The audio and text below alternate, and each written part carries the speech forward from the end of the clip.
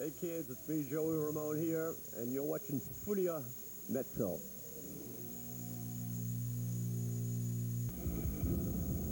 FURIA Metal está começando agora nesse momento. Muito bem, programinha começando agora. Hoje convidado especialíssimo, diria, Mr. Joey Ramone. Vai ser o nosso entrevistado de hoje. Ainda mais teremos um bloquinho exclusivo de Ramones. Teremos Êxodos, Bruce Dickinson. De fundo estaremos ouvindo essa banda aqui dentro da Fira Olímpica. Vamos lá. O único álbum que os Ramones assinaram a produção ao lado de Daniel Ray. Tá vendo aqui? Halfway to Century, inclusive a primeira turnê que os Ramones fizeram, foi exatamente precedeu o lançamento desse álbum. Portanto, a gente vai começar esse programa com Megadeth, mas já veremos um trechinho de Joey Ramone já mandando muito. Eles fizeram um dos primeiros shows da banda, foi ao lado de Johnny Winter. Johnny Winter é aquele bluesman albino, bluesman rock and roll man, também guitarrista. Tocaram ali junto 20 mil pessoas, Joey Ramone vai contar a história. Vamos lá, começando o programa. Tiny place. Do you prefer like playing this kind of small venues than big venues? Like you are going to play to 6,000 people in Argentina. I like mixing it up, you know. I mean, small places are nice, it's intimate, it's personable, it's fun, it's real loud, it's real sweaty, you know. But a larger place is fun once in a while too, you know. And a lot of people can see you, and kind of cool, you know. Talking about record deal, like the first record deal, I heard that in '75 you did some gigs with Johnny Winter for a Blue King Record. You played for 20,000 people. Do you remember that? Yeah, well, it was we were on trial that night. It was kind of like an not an audition, but yes, in a sense, auditioning for this record label, Blue Sky Records. It was David Johansen's label. And New York Dolls. Yeah, I think he went solo when he went after the Dolls, and it was Johnny Winter's label, I think. Yeah, it was Johnny Winter's label. I think maybe not, but anyway, that's so we were kind of like we were on, you know, and it was like, and they didn't bill us or anything. Nobody even knew we were playing. So like when we came out, all Johnny Winter's fans thought it was Johnny Winter coming out. And we came out and we were playing music that no one ever had heard before, totally alien to everyone. And people didn't really know quite what to expect, and they didn't take it so well. No.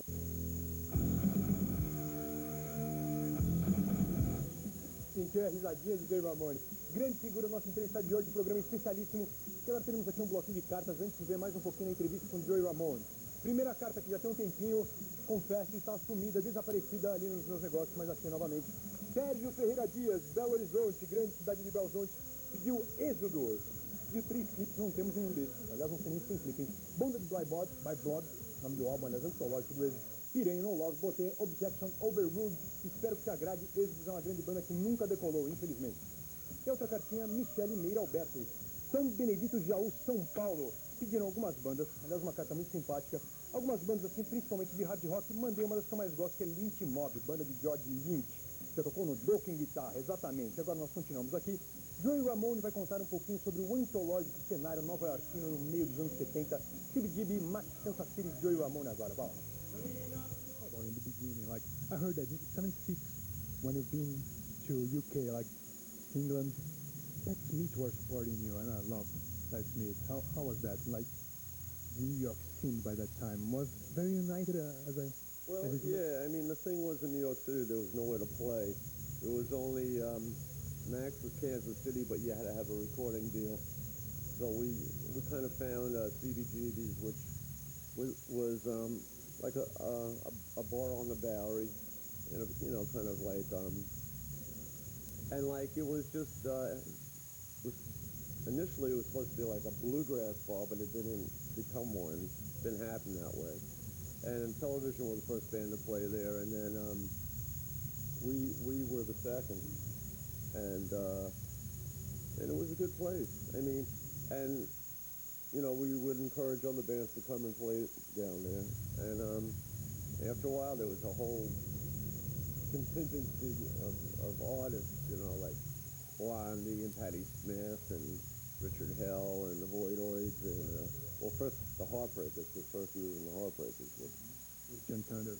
Johnny Saunders, right. And Is it true that there were some bands that just play in Mexico City, and there was the bands that used to play in CBGB? well, they tried to make it that way. They tried to make it if you played Max's and you couldn't play CBG. And they were trying to make bands sign like contracts. We would never sign any contract because, we played both places. We didn't want to, But the Heartbreakers would play mostly Max's, and there was kind of like that junky decadent kind of scene over at Max's, But the Heartbreakers would play CBGB too, And I don't know where we preferred, but I think CBGB sounded better, But like Max's is more of like a decadent scene, a decadent hangout. I don't know. They're both fun, Descubra a pureza da perfeição, a perfeição da pureza.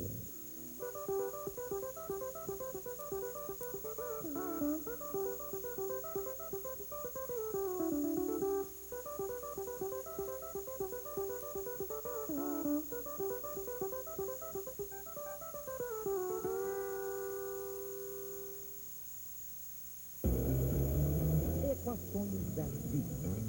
Acústico de valvulados, menos Gilberto Gil, menos Eric.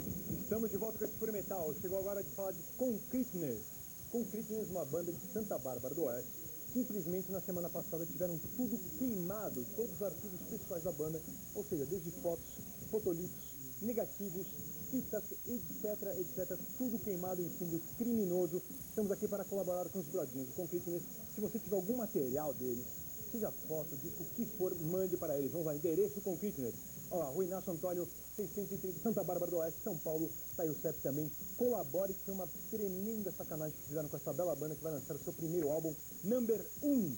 É o nome do álbum. Enfim, continuando por aqui, teremos mais Bruce Dickinson. Semana que vem vai ter trechinho de entrevista com Bruce Dickinson, vai ter trechinho de entrevista com Sica Pirol, mas agora tem Bruce em vídeo, que é Inertia, o nome do vídeo.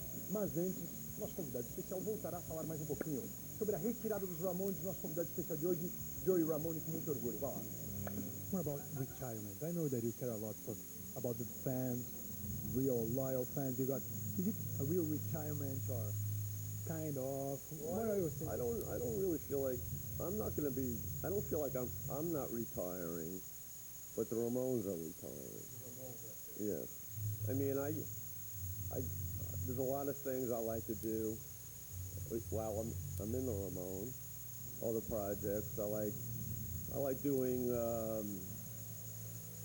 Working with artists that are interesting, that are doing cool things, or something that I got recently. I guess about a year ago, I got involved with Addicted to Noise. It's the first really cool cutting-edge rock and roll magazine on the internet, and I met a lot of great people, and they told me what they really want to do with me is that they want to start a radio station on the internet. You like a lot. Yeah, I always dug radio, like I grew up on AM radio and then freeform FM radio. So I always had a special kind of thing for radio, So I mean, what I was doing with Addicted to Noise initially was I'd do these road reports. I'd write about life on the road with the Ramones all over different, different countries, different, it was cool. It was good. And it was fun. It was a new experience for me. And my editor is Jan U. Helsky. She used to work with Lester Bangs at FURIA magazine. And the magazine is really cool. It's like people that are a lot of radio stations in America have Addicted to Noise on their that website on their computers. That's where they get all their music news, and even MTV in America gets it from Addicted to Noise. And so this radio thing started up. I did my first show. It's up March 1st. It's up right now. It's called Joey Ramone's Radio Coup. Just splitting the band and the pieces are coming back. What do you think? Is the right moment to? I think it's purely financial. The Sex Pistols coming back, of course. And the Sex Pistols Pistols aren't the Sex Pistols anymore. I mean, there was a time when it was, you know, when it worked. I mean, and even the first time around, the Sex Pistols were just a creation of Malcolm McLaren's genius to sell his sweaters in his sex shop, basically, you know what I mean? Yeah, it was a fashion thing. It was a kind of a sham, you know, a kind of a fashion ploy, you know what I mean? It wasn't like they were a band that formed, you know, the way the Ramones formed and said, yeah, you know? And I mean, you know, we like the Sex Pistols music and all that, and the whole thing, but it wasn't, you know, it was superficial. And now it's a joke that they're coming back. I mean, now they're bloated, they're balding, you know, old farts, you know. It's like, who wants to see that? I mean, Sid's dead. I mean, he was a major part of the Sex Pistols, you know.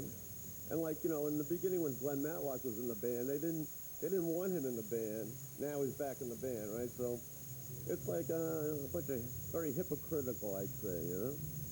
But I think they'll do very well, make a lot of money, and kids will get to see the Sex Pistols, they think. Ok, você viu aí então comentários de Joey Ramone sobre a volta dos Sex Pistols. Já acompanhou assim, os noticiários, já voltaram ali, fotinhos, Johnny Rotten assumindo, a grande faixa está de volta apenas para encher os bolsos. Perguntaram até, e aí, vocês vão tocar no Brasil? Se nos pagarem, nós vamos.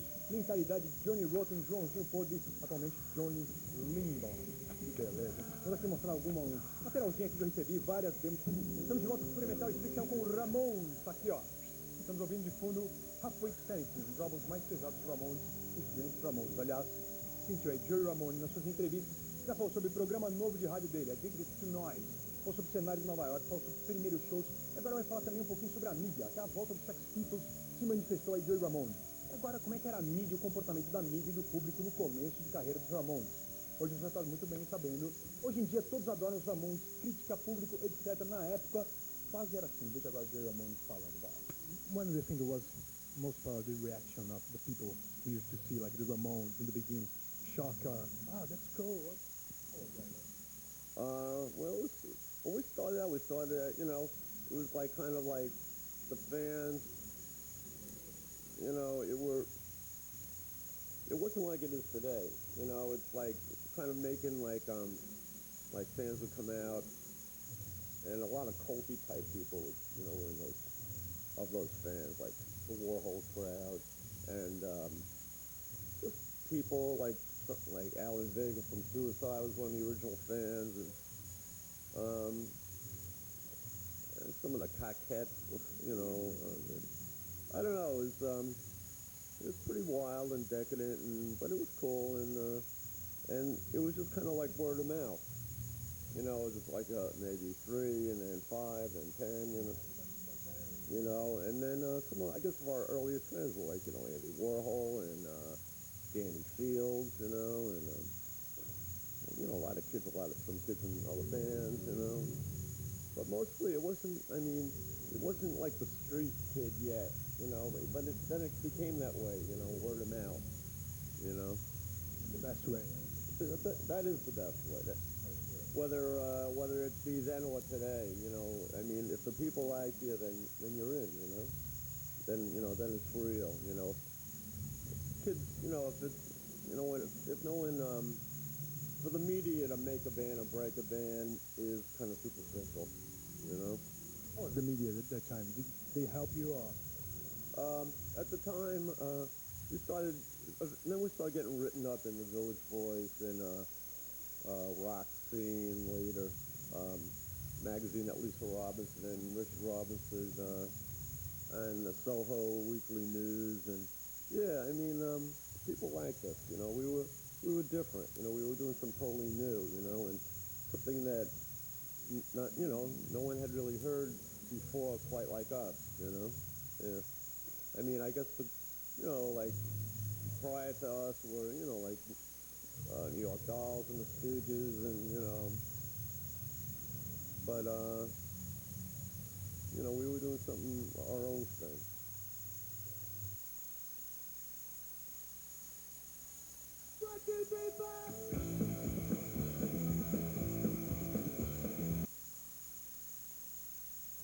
What do you think that the Ramones did, like, to keep it up all those years, you know, playing and having these fans?